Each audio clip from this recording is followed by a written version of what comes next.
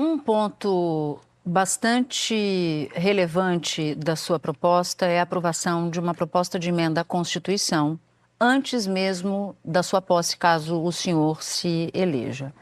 É uma proposta muito ambiciosa e de histórica dificuldade de aprovação em diferentes composições do Congresso Nacional.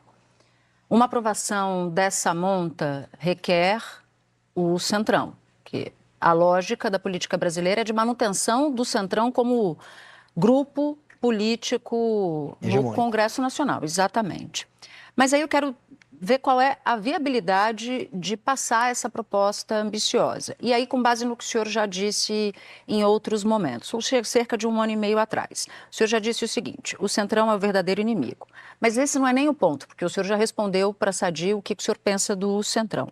O ponto é que, numa fala de 1 ano e meio atrás, o senhor reconheceu a dificuldade de passar reformas de peso, dizendo basicamente o seguinte: toda reforma no Brasil tem que ser minorada, ou seja, ela precisa ser desidratada para poder passar, para acomodar os interesses do Centrão.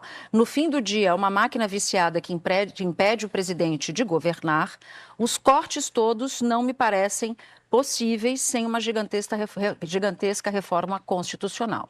Visto que eles não vão mudar as regras do jogo que os beneficiam, eu lhe pergunto, como é que o senhor vai fazer para aprovar uma PEC que mexe em tudo, a gente vai tratar disso mais na frente, mexe em tudo, de benefício social a tantos outros pontos, com esse Centrão, De maneira clara, antes da posse? Antes da posse, a gente tem que passá-la como PEC da transição. Você está se referindo à PEC, Natuza, que o Kim já protocolou junto com o Pedro Paulo e mais um outro deputado federal e está no processo de coleta de assinaturas.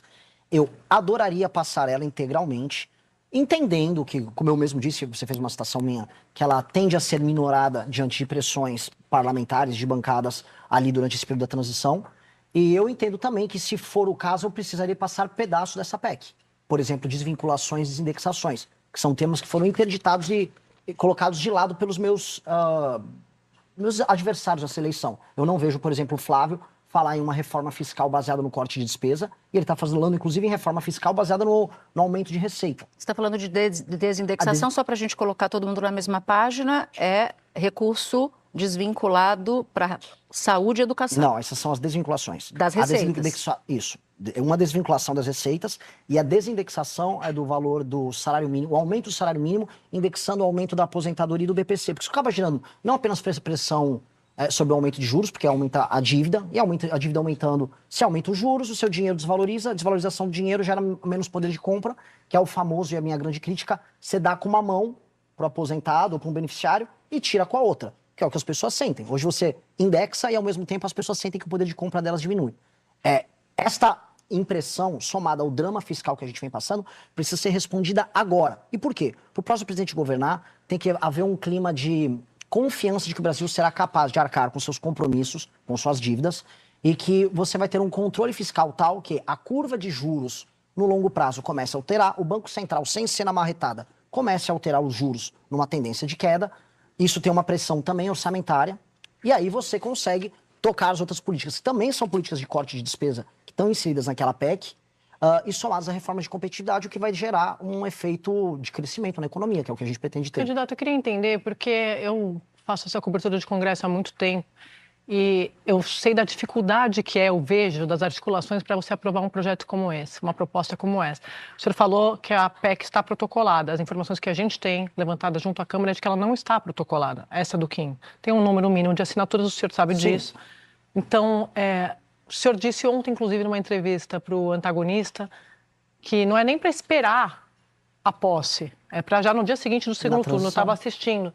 Mas como é que vai fazer isso? Compondo. Mas não está nem protocolada. Não, assim, você... Tem 61 de 171. Você faz um número de coleta de assinaturas. Com as assinaturas que você obtenha, você faz o Mas protocolo formal para gerar de novembro a dezembro? Sim, você tem que correr com isso. Ou você separa dois elementos que eu citei, as desvinculações e as desindexações, você separa e você entra com um projeto específico. Aí vai depender da correlação de forças que a gente estabelecer após a vitória. O elemento central é: eu sou o único pré-candidato que está indo para as eleições... Candidato agora, que está indo para as eleições falando que vai fazer isso. Se eu vencer a eleição, uma questão lógica, significa que eu venci a eleição com essa agenda. Se eu venci com a eleição, com essa agenda, e com as expectativas futuras de mercado, de que caso essas medidas não passem, o Brasil quebra, até o Centrão, e aí em conversas com membros do Centrão, vocês são jornalistas experientes e conhecem, todo mundo sabe que a rota nossa é de colisão fiscal. Há um problema fiscal que está se aproximando cada vez mais.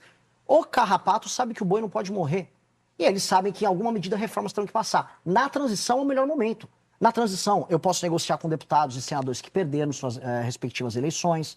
Eu posso fazer durante o processo de composição de governo, em que, eu estou num momento de alta, são os famosos 6 primeiros meses. Mas então o senhor sabe que não dá para governar sem o Centrão. Mas eu tenho certeza disso. Você não verá um discurso de molecagem no sentido de, não, eu vou governar. É impossível. Até porque o nosso modelo democrático, pós-88, ele é uma mistura de parlamentarismo com presidencialismo. Então, eu não apenas eu falo que eu terei que governar com eles, eu terei que compor governo com eles, eu terei que compor ministeriado. O que eu vou precisar fazer é estabelecer as regras para isso. Isso é inegável. E tem mais um elemento que a gente vai então precisar o senhor fazer. está admitindo, nesse caso, que o senhor vai governar com palavras suas, parasitas, vagabundos. Sim, o eleitor, vou complementar, o eleitor brasileiro vai eleger pelo menos 300 parasitas e vagabundos. Como eu sou um democrata, eu vou ter que compor, não com um bandido nomeado por um membro do PP. Mas o senhor vai compor ou ceder?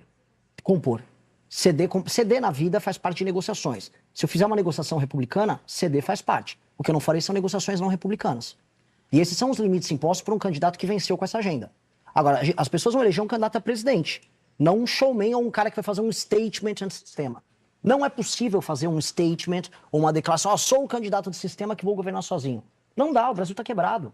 Não dá, assim, a gente só falou agora da parte fiscal que precisa passar. Tem muitos outros elementos que a gente precisa resgatar em termos de nação que vão precisar de maioria no Congresso. Maioria para PL e para PEC. Então eu já aviso para o eleitor, eu já venho avisando nos meus comícios, nos meus eventos.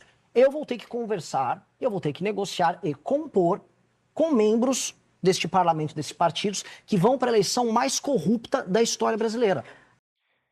Se você gostou, não se esqueça de deixar seu like e se inscrever no canal. Te vejo no próximo vídeo.